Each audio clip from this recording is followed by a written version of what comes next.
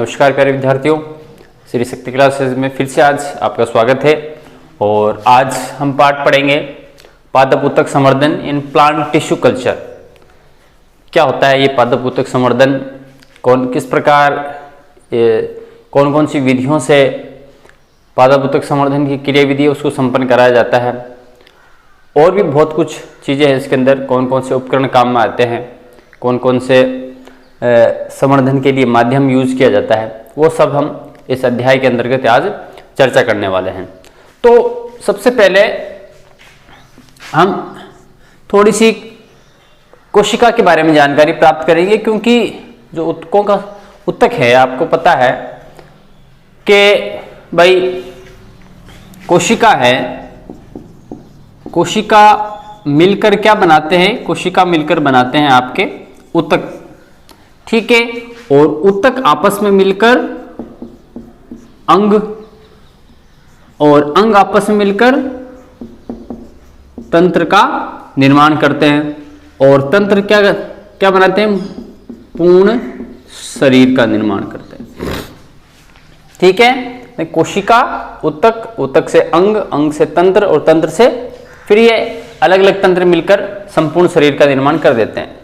तो इसका मतलब क्या है कि स्टार्टिंग पॉइंट कोई यदि हम लेकर चलें कि शरीर का सबसे जो स्टार्टिंग पॉइंट है वो कहां से होता है, आपके सेल्स से होता है, कोशिका से, कोशिकाओं से ही होता है। तो अब इसकी खोज किसने की और क्या क्या इसके बारे में बताया गया, तो देखो सर्वप्रथम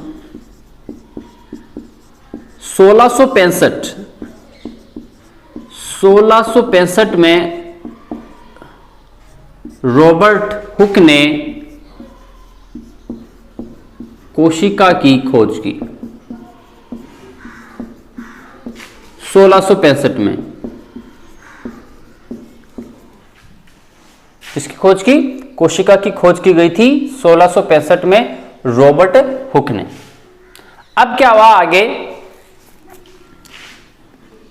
मैथियास स्लाइडेन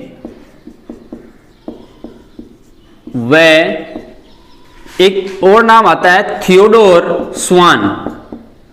थियोडोर स्वान, अब इन्होंने क्या किया, अब रॉबर्ट हुक ने तो सिर्फ कोशिका की खोज की थी, ज्यादा खोजबीन उसके बारे में वो नहीं कर पाए थे, लेकिन मैथियास स्लाइडेन और थियोडोर स्वान, नाम ध्यान रखना, पूरा वैसे नाम है इसका मैथियास, आप पूरा नाम लिख सकते हो जेकब, मैथियास जेकब स्लाइडेन, और एक वैज्ञानिक हैं थियोडोर स्वान।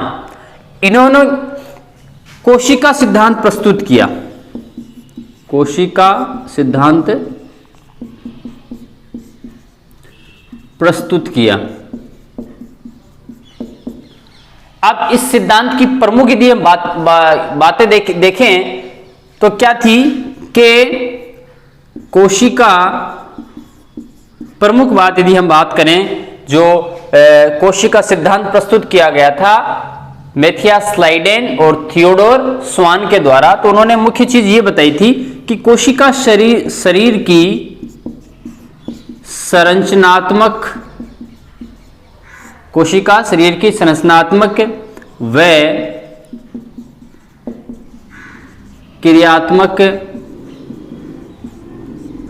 इकाई है।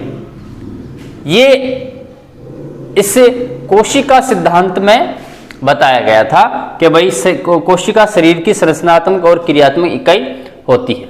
लेकिन बात यहां तक ही नहीं रही, बात को और आगे बढ़ाया गया, क्योंकि समय समय के साथ में क्या है, समय समय के साथ में नई नई चीजें जुड़ती गई, नई नई खोजें होती गई, नई नई जानकारियां प्राप्त होती गई। तो जैसे 1665 में तो रॉबर्ट हुक ने क्या किया, कोशिका की खोज की थी। उसके बाद में मैथियास स्लाइडेन ने क्या किया,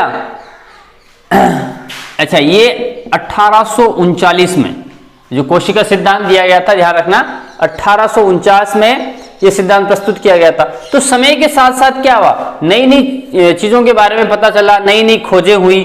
तो 1839 में कोशिका सिद्धांत दिया गया था मैथियास स्लाइडेन और थियोडोर स्वान के द्वारा। और उन्होंने क्या बताया कि जो कोशिका है वो शरीर की संरचनात्मक और क्रियात्मक इकाई है।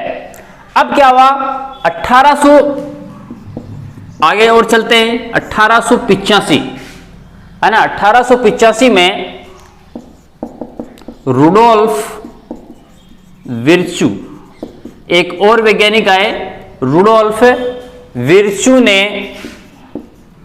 आधुनिक कोशिका सिद्धांत दिया। आधुनिक कोशिका सिद्धांत प्रस्तुत किया, जिसकी प्रमुख बातें निम्न हैं। अब जिसकी प्रमुख बातें निम्नलिखित, अब क्या क्या चीज बताई उन्होंने। पहली चीज तो यही है कि भाई कोशिका शरीर की संरचनात्मक व क्रियात्मक इकाई है।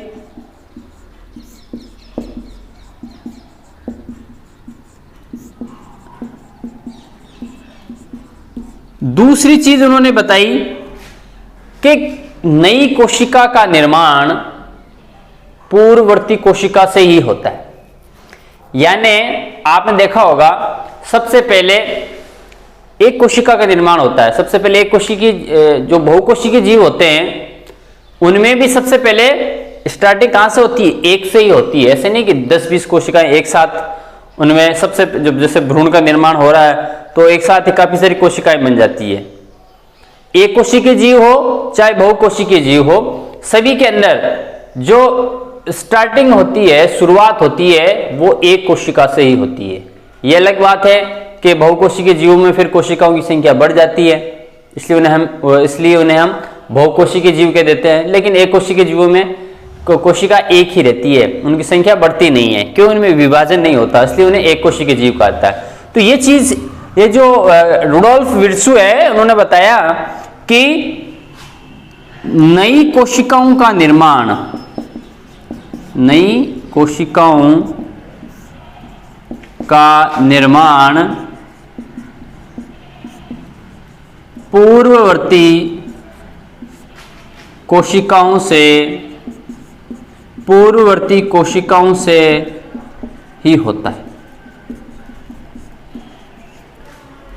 अब मान लीजिए कोई कोशिका है, ये एक कोशिका है, आपने पहले भी देखा है, विभाजन हो गया तो उससे दो कोशिकाएं बन गई, एक ये बन गई, एक ये बन गई। तो ये अलग से नहीं बनी है, ये दो कोशिकाओं का निर्माण, ये चीज ये कह रहे हैं कि नई कोशिकाओं का निर्माण। तो ये दोनों क्या हैं, नई कोशिकाएं हैं, इनका निर्माण हो रहा है किससे, पूर्ववर्ती। पूर्ववर्ती कौन हो गई यहां पर, ये पूर्ववर्ती हो गई, ये पूर्ववर्ती सेल है, ये यानी पहले बनी हुई ये पूर्ववर्ती सेल है, और ये क्या है, नई कोशिकाएं हैं, ये नई कोशिकाएं हैं। तो यही चीज बता रहे हैं कि नई कोशिकाओं का निर्माण पूर्ववर्ती कोशिकाओं से ही होता है, ऐसा नहीं कि अलग से इसका निर्माण हो रहा है। फिर क्या होगा, अभी मान लो एक कोशिका है, अब कितनी कोशिकाएं हो गई, ये 3 कोशिका हो गई, फिर इनमें विभाजन हो जाएगा, फिर ये कोशिकाओं को इस कोशिका का विभाजन होगा तो 2 कोशिकाएं बन गई, इस कोशिका का विभाजन हो गया तो 2 कोशिकाएं बन गई, ठीक है। तो अब ये कोशिका क्या हो गई, इन कोशिकाओं के लिए ये कोशिकाएं हो गई पूर्ववर्ती कोशिका, और ये कोशिकाएं कौन सी हो जाएंगी, नवीन कोशिकाएं, है ना। इन दोनों कोशिकाओं के लिए तो पूर्ववर्ती कोशिका ये है, और इन पूर्ववर्ती कोशिका की नवीन कोशिकाएं कौन सी हो गई, पहली और ये स्टार्टिंग वाली 2। अब आगे विभाजन जब चलेगा तो ये दोनों कोशिकाएं जो पहले थी नई कोशिकाओं के रूप में, अब ये तो हो गई पूर्ववर्ती कोशिकाएं, और जब विभाजन होगा नई कोशिकाएं बनेंगी तो ये हो जाएंगी इनकी नवीन कोशिकाएं। तो ये चीज कह रहा है, नई कोशिकाओं का निर्माण पूर्ववर्ती कोशिकाओं से ही होता है, ठीक। एक कोशिका से 2 कोशिकाएं, फिर 4, फिर 8, 16, 32, इस प्रकार नई नई कोशिकाएं बनती रहती हैं, और जो जीव है वो बहुकोशिकीय हो जाता है। फिर आनुवांशिक लक्षणों को आनुवांशिक लक्षणों को पीढ़ी दर पीढ़ी कोशिकाएं ले जाती हैं। अब चूंकि जो कोशिका है उसके अंदर क्या होता है, अब एक चीज ध्यान रखना आप कि एक कोशिका, किसी एक कोशिका में उस पादप या उस जीव जंतु जो भी जिसकी भी हमने कोशिका ली है, सेल ली है, उसके अंदर उसके संपूर्ण लक्षण पाए जाएंगे। उस पूरी की पूरी जीव के संपूर्ण लक्षण आ जाएंगे इसमें। जैसे मान लीजिए आपने देखा होगा चुंबक के बारे में हम पढ़ते हैं कि ये मान लो एक चुंबक है हमारे पास में, उसके दो ध्रुव होते हैं, है ना, एक उत्तरी ध्रुव होता है और एक कौन सा होता है, दक्षिणी ध्रुव होता है। उत्तरी ध्रुव और दक्षिणी ध्रुव होता है। और जब चुंबक को स्वतंत्रता पूर्वक लटकाते हैं, स्वतंत्रता पूर्वक लटकाते हैं, तो हमेशा चुंबक उत्तर दक्षिण दिशा में ठहरती है। उत्तर दक्षिण दिशा में क्या होती है, ठहरती है। ठीक। अब यदि चुंबक को हम तोड़ दें, 2-3 हिस्से कर दिए, मान लो हमने चुंबक को हमने तोड़ दिया, तो जो टूटा हुआ भाग है, छोटे से छोटा टूटा हुआ जो चुंबक का भाग है, वो अपने आप में क्या है, एक स्वतंत्र चुंबक है। अब मान लीजिए इसके ये छोटा सा टुकड़ा है चुंबक का, बड़ी चुंबक से हमने तोड़ा है, तो इसमें भी दो ध्रुव बनेंगे, उत्तरी ध्रुव दक्षिणी ध्रुव, यानी ये भी अपने आप में क्या है, एक स्वतंत्र चुंबक है। जितने चुंबक के गुण इसके अंदर हैं उतने के उतने इस छोटी वाली चुंबक के अंदर भी हैं। ये भी स्वतंत्रता पूर्वक इनको लटकाएंगे तो उत्तर दक्षिण दिशा में ये क्या हो जाएंगे, ठहरेंगे। जो लक्षण बड़ी चुंबक के हैं वही लक्षण इस छोटे चुंबक में भी होंगे। तो इसी प्रकार कोशिकाओं में क्या होता है कि किसी जीव की मात्र एक कोशिका के अंदर उस जीव के सारे जो लक्षण हैं वो विद्यमान रहते हैं। वो क्या होते हैं, विद्यमान रहते हैं। इस प्रकार तो इसलिए आनुवांशिक लक्षणों को भी ऐसा माना जाता है कि ये पीढ़ी दर पीढ़ी इसका संचरण इसके द्वारा किया जाता है। एक और आता है कि शरीर की समस्त उपापचयी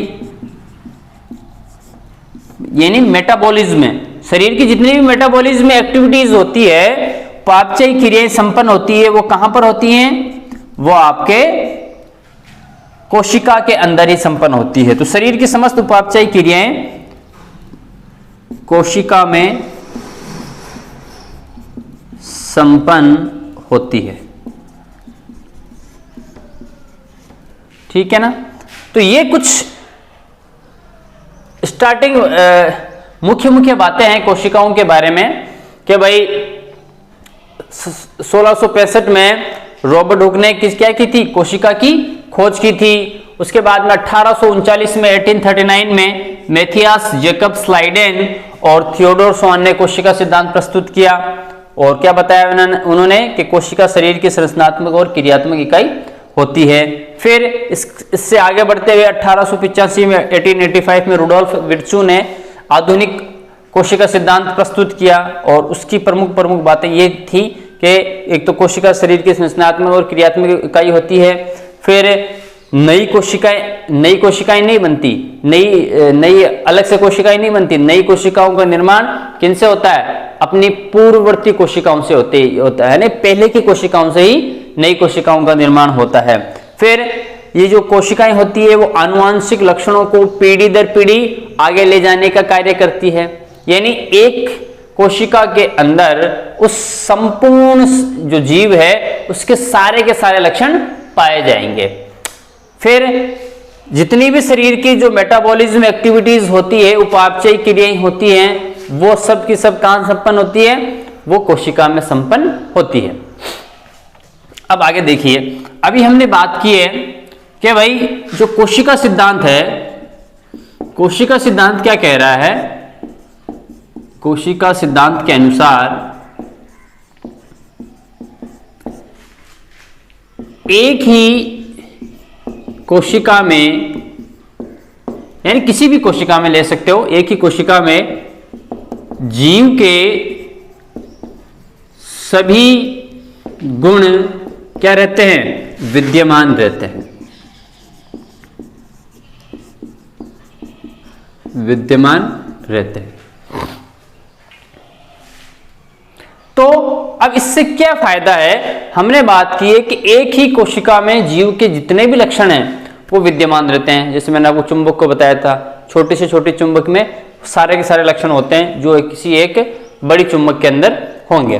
तो इसी प्रकार इसमें भी एक कोशिका में जीव के सभी गुण या लक्षण क्या रहते हैं, विद्यमान रहते हैं। ठीक है, तो जब किसी कोशिका में जीव के सभी लक्षण या आप कह सकते हो गुण विद्यमान रहते हैं और इस कोशिका द्वारा नया पादप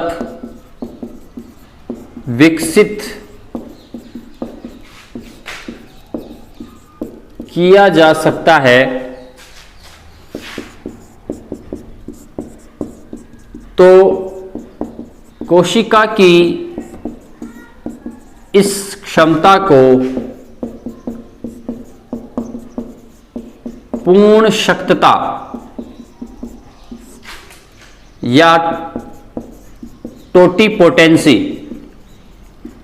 पूर्ण शक्तता या टोटिपोटेंसी कहा जाता है, कहते हैं। अब देखो क्या है पूर्ण शक्तता या टोटिपोटेंसी, है ना। इंग्लिश में इसका नाम है टोटिपोटेंसी, हिंदी में पूर्ण शक्तता। मैं लिख देता हूं टोटिपोटेंसी, ये TOTIPOTENCY, टोटिपोटेंसी। अब हमने बात की है कि एक कोशिका के अंदर सारे लक्षण पाए जा रहे हैं, यानी वो उस पादप की तरह व्यवहार कर सकता है। तो उस कोशिका को यदि हम विकसित करें, आगे विकसित करें, तो विकसित करने पर क्या होगा, धीरे धीरे वो संपूर्ण जीव बन जाएगा। एक ही कोशिका से एक नया जीव उत्पन्न हो रहा है ना। जैसे मान लीजिए एक कोई पौधा है, एक पौधा है, उसके मूल में से, उसके आप तने में से या पत्ती में से, है ना, कहीं से भी आप उसकी एक सेल लीजिए, कोशिका लीजिए और उसको कुछ रासायनिक माध्यम से उसको संवर्धित करके यदि नया पादप यदि हम बना लेते हैं, तो वो उसकी क्षमता, उसकी ताकत क्या है कि वो एक नए पादप को जन्म दे रही है। सिर्फ एक ही कोशिका है और नया पादप उसने विकसित कर दिया। तो यही बात हम ये कर रहे हैं कि जब अभी हमने बात की कोशिका के अंदर जीव के सभी लक्षण विद्यमान रहते हैं। फिर यदि कोशिका द्वारा अपने लक्षणों को प्रकट करते हुए यदि नया पादप विकसित किया जा सकता है किसी कोशिका के द्वारा, एक ही कोशिका के द्वारा, तो कोशिका की इस क्षमता को पूर्ण शक्तता या टोटिपोटेंसी कहते हैं। जो उसकी जो क्षमता है, जो उसकी ताकत है, जो कैपेबिलिटी है किसकी, कोशिका की, एक ही कोशिका से नए पादप विकसित होने की, तो उस कैपेबिलिटी को हम पूर्ण शक्तता या टोटिपोटेंसी कहते हैं। अब आगे देखिए क्या है। तो पूर्ण शक्तता या टोटिपोटेंसी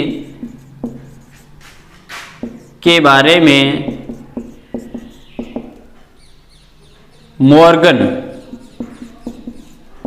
मॉर्गन ने बताया था। तो मॉर्गन ने बताया था टोटिपोटेंसी के बारे में, लेकिन पूर्ण शक्तता द्वारा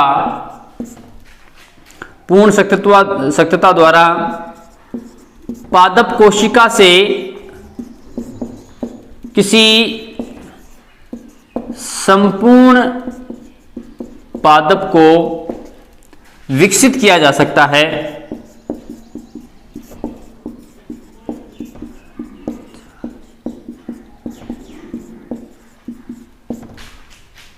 इसका प्रतिपादन एक वैज्ञानिक है जर्मन के हेबरलैंड ने 1902 में किया था कि भाई एक टोटिपोटेंसी द्वारा, पूर्ण सक्रियता द्वारा पादप कोशिका के किसी संपूर्ण पादप को यानी पादप कोशिका द्वारा संपूर्ण पादप को विकसित किया जा सकता है। किसके द्वारा? पूर्ण सक्रियता के द्वारा किसी पादप कोशिका को उसके संपूर्ण पादप में विकसित किया जा सकता है, बनाया जा सकता है। तो इस सिद्धांत का जो प्रतिपादन है वो 1902 में एक जर्मन वैज्ञानिक थे हेबरलैंड, उन्होंने इसका प्रतिपादन किया था, है ना। तो जब अब इसके लिए उत्तक संवर्धन काम में आता है।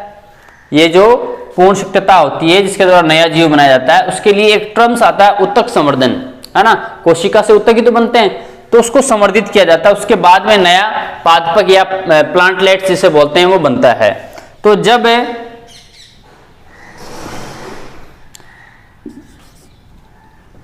जीव द्रव्यक अंग उत्तक तंत्र आदि को निर्जमीकृत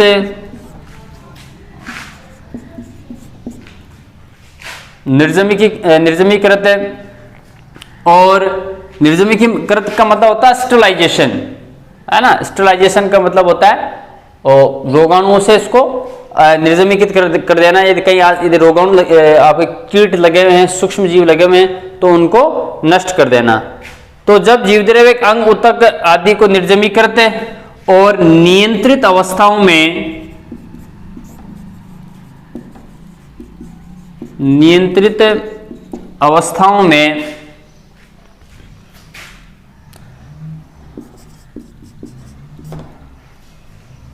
निर्जमीकृत और नियंत्रित अवस्थाओं में संवर्धन माध्यम द्वारा संवर्धित किया जाता है, तो इसे उत्तक संवर्धन कहते हैं। तो इसे क्या कहते हैं? उत्तक संवर्धन कहते हैं। यानी जब किसी, अब जिनके अंदर ये नहीं हो पाता, जिनके अंदर क्या है कि जिनके अंदर ये पूर्ण सक्रियता नहीं पाई जाती, तो उसके अंदर, उन जीवों के अंदर क्या करते हैं कि भाई उनके किसी उत्तक अंग जीवद्रव्यक या तंत्र को लेते हैं, उसको निर्जमीकृत करते हैं और नियंत्रित अवस्थाओं में यानी कंट्रोल्ड अवस्थाओं में उसको एक रासायनिक माध्यम प्रदान किया जाता है। उस रासायनिक माध्यम के द्वारा उसको संवर्धन का मतलब होता है बढ़ावा देना, बढ़ाना, किसी चीज को बढ़ावा, संवर्धन यानी बढ़ाना। तो अब ये जो बढ़ावा दे रहे हैं, तो उस बढ़ावे को हम बढ़ा रहे हैं कोई चीज को, वो हमारी कंट्रोल में होना चाहिए, नियंत्रित अवस्था में होना चाहिए। ऐसे नहीं कि हमने उसको संवर्धन माध्यम में छोड़ दिया तो अपने आप ही या अपने तरीके से क्या है वो संवर्धित हो रहा है, नहीं, उसमें हमारा कंट्रोल होना चाहिए। तो एक तो निर्जमीकृत और नियंत्रित अवस्थाओं में जब किसी पादप के, किसी जीव के जीवद्रव्य को, कोशिका को, अंग को, उत्तक को, तंत्र को हम नियंत्रित अवस्थाओं में किसी रासायनिक माध्यम द्वारा संवर्धित करते हैं, तो उसे ही हम क्या कहते हैं? पादप उत्तक संवर्धन कहते हैं। और इस पादप उत्तक संवर्धन की बात करें, पादप उत्तक संवर्धन, है ना, का प्रथम प्रयास 1902 में किया था। 1902 में किया गया था। पादप उत्तक संवर्धन है उसका, यदि हम देखें कि जो सीरियसली इसके ऊपर जो काम किया गया था, गंभीर रूप से जो काम किया गया था, वो 1902 में किया था पादप उत्तक संवर्धन में। और वो कौन थे? वही जर्मन वैज्ञानिक थे हेबरलैंड। जर्मन वैज्ञानिक हेबरलैंड ने ये कार्य किया था पादप उत्तक संवर्धन पर सबसे पहले 1902 में।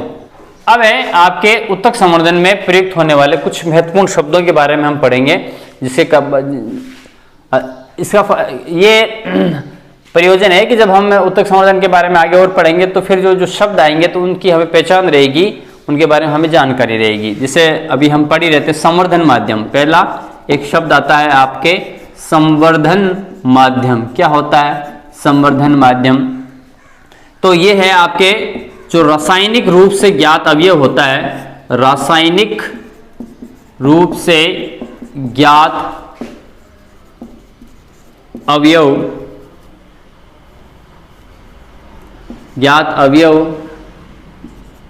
या पोषक माध्यम जिसमें संवर्धन कराया जाता है, उसे हम क्या कहते हैं? संवर्धन माध्यम कहते हैं।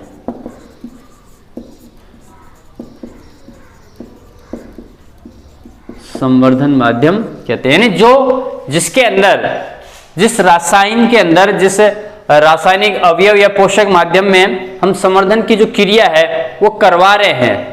अच्छा, वो रसायन हमें पता होना चाहिए कि जिस माध्यम के अंदर हम संवर्धन करवा रहे हैं उस माध्यम का हमें पता रहता है, उस रसायन के बारे में हमें जानकारी रहती है। तो जिस ज्ञात रसायन के अंदर हम संवर्धन करवा रहे हैं, मान लीजिए ये पात्र है और ये क्या है हमारा वो रसायन है, और इसके अंदर हमने क्या है संवर्धन करवा रहे हैं, तो ये क्या हो गया? ये माध्यम हो गया है। मीडियम तो ये है ना, ये रसायन जो हमने इसके अंदर डाला है वो क्या है? वो इसका माध्यम है। किसका? संवर्धन का। इसीलिए इसे हम क्या कहते हैं? संवर्धन माध्यम कहते हैं।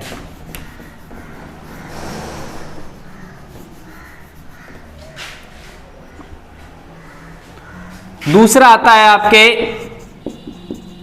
कर्तोतक या एक्सप्लांट जिसे हम बोलते हैं। अब कर्तोतक क्या होता है? तो संवर्धन के लिए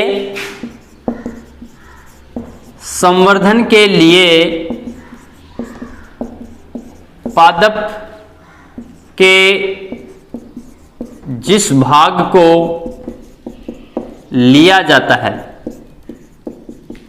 पादप के जिस भाग को लिया जाता है, चाहे वो पुष्प हो, पुष्प का कोई भाग हो, चाहे स्तंभ का हो, तने का हो, फल का हो, ठीक है, पत्ती का हो, मूल का हो यानी जड़ का हो, किसी भी हिस्से का जो भी संवर्धन के लिए हमने जो आप कह सकते हो जो पार्ट लिया है, जो भाग लिया है, वो क्या कहलाता है? एक्सप्लांट कहलाता है या कर्तोतक कहलाता है। यानी जो भी हिस्सा हमने वहां से कलेक्ट किया है, यानी जिसको हम संवर्धन करवाना चाहते हैं। मान लीजिए आपने किसी तने का आपने तने की कोशिका ले ली, या आपने फ्लावर के लिए, या आपने लीव्स के लिए, किसी की भी जो भी आपने संवर्धित करवाने के लिए किसके अंदर? संवर्धन माध्यम में जिसको संवर्धित हमें करवाना है, तो जो हिस्सा हम ले रहे हैं पादप का वो क्या कहलाता है? एक्सप्लांट कहलाता है या कर्तोतक कहलाता है। अगला तीसरा है किर्ण या केलस। एक शब्द आता है केलस। अब ये भी क्या होता है केलस या किर्ण? कि जब संवर्धन करवाया जाता है, ठीक है, किसी भी पार्ट का, तो विभज्योत की कोशिकाओं का असंगठित समूह बनता है ना। संवर्धन से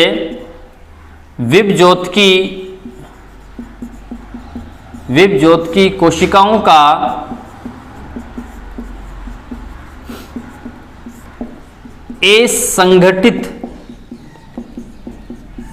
असंगठित समूह बनता है,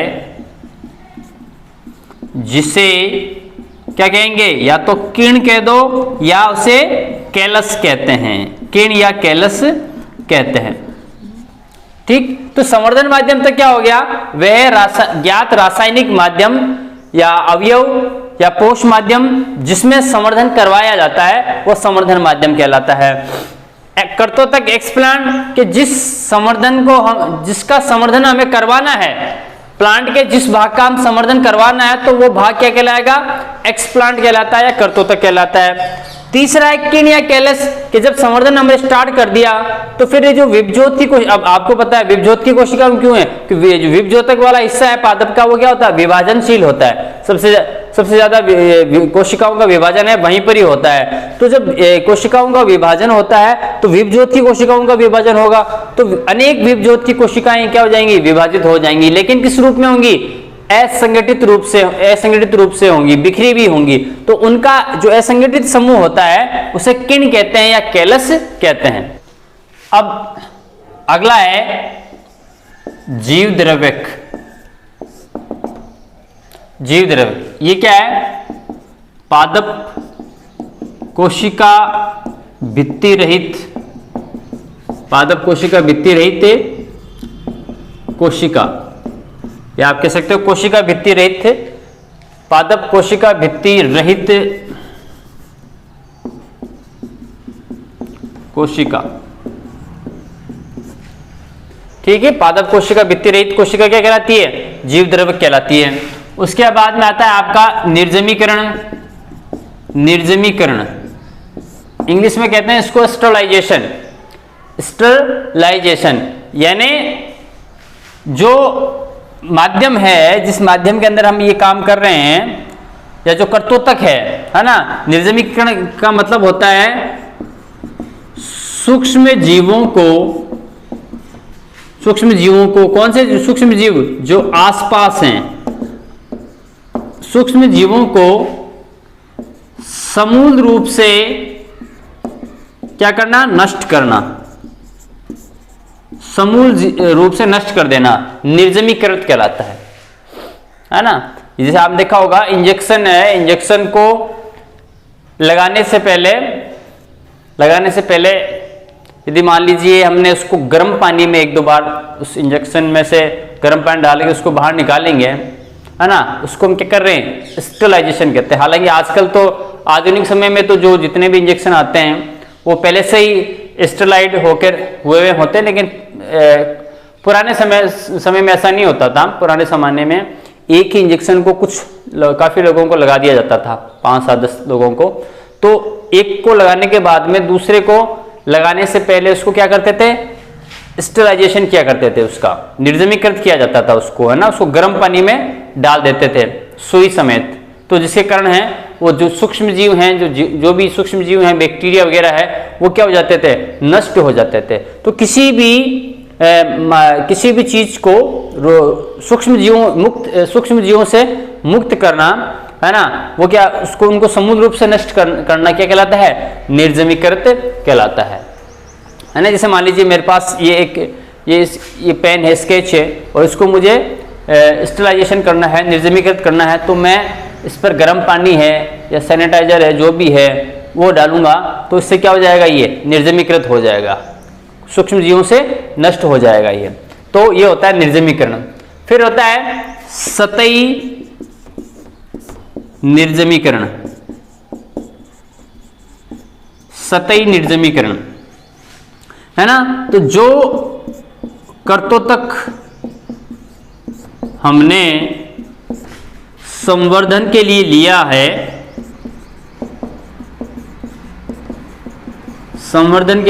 है, उसकी सतह को, उसकी संपूर्ण सतह को, जो भी संवर्धन कर्तोतक हमने लिया, यानी एक्सप्लांट लिया है हमने, उस एक्सप्लांट की सतह को रोग मुक्त करना, रोग मुक्त, या आप लिख सकते हो सूक्ष्म जीवों से मुक्त करना। देखो निर्जमीकरण यहां तो सिर्फ क्या हो रहा है, स्टरलाइजेशन हो रहा है, यहां पर क्या हो रहा है, सतही निर्जमीकरण हो रहा है, कि जो एक्सप्लांट, जो कर्तोतक हमने लिया है, उसको संपूर्ण रूप से उसकी जो सतहें हैं उसको सूक्ष्म जीवों से क्या कर देना, हमें मुक्त कर देना है। ऐसा माध्यम लेना है, या इस प्रकार उस पर रसायन छिड़कना है, जिसके कारण जो एक्सप्लांट है वो पूर्ण रूप से सूक्ष्म जीवों से क्या हो जाए, मुक्त हो जाए। तो इसे हम क्या कहते हैं, सतही निर्जमीकरण कहते हैं। फिर आता है आपके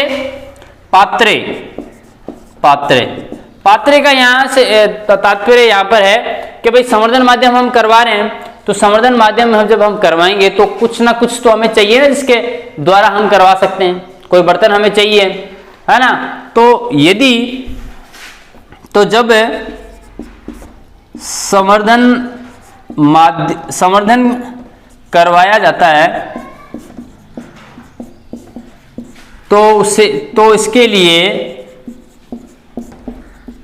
लिए किसकी आवश्यकता होती है? बोतल की हो सकती है, फ्लास्क की हो सकती है, बोतल, फ्लास्क, बीकर जो भी है उसकी हो सकती है, बीकर की आवश्यकता हो सकती है या होती है। तो इन्हें क्या कहते हैं? इन्हें पात्रे कहते हैं, इन्हें पात्रे कहते हैं। तो जिस पात्र के अंदर, है ना, जिस पात्र के अंदर, चाहे वो पात्र बोतल हो, चाहे वो फ्लास्क हो, चाहे वो बीकर हो, चाहे वो नली हो, कोई भी जो पात्र आप ले रहे हो जिसके अंदर आप क्या करवा रहे हो? संवर्धन माध्यम की जो क्रिया है वो करवा रहे हो, तो उन्हें हम क्या कहते हैं? पात्रे कहते हैं। अब आगे आता है आपके संरोपण या निवेशन।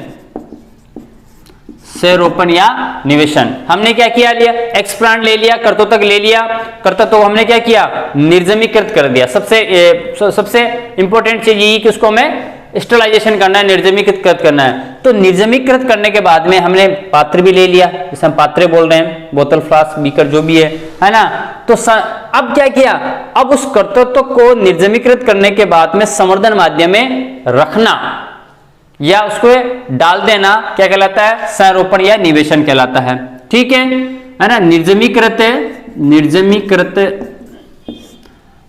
कर्तृत्व को कहां पर डालना? हमने स्टरलाइजेशन कर लिया, उसको सूक्ष्म जीवों से मुक्त कर लिया, किसको? कर्तृत्व को। अब निर्जमीकृत कर्तृत्व को कहां पर रखना? संवर्धन माध्यम में रखना क्या कहलाता है? निवेशन कहलाता है या संरोपण कहलाता है। ठीक। फिर आता है आपके क्लोन, अलैंगिक जनन विधियों द्वारा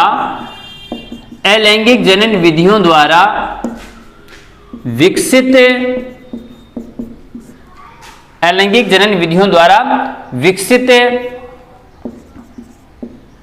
पादप क्या कहलाते हैं? क्लोन कहलाते हैं।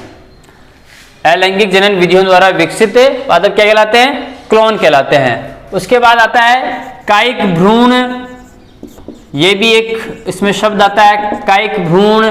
तो कायिक कोशिकाओं से विकसित भ्रूण, कायिक कोशिकाओं से विकसित भ्रूण क्या कहलाता है? कायिक भ्रूण कहलाता है। अब आता है भ्रूणाभ, एक आता है आपके भ्रूणाभ।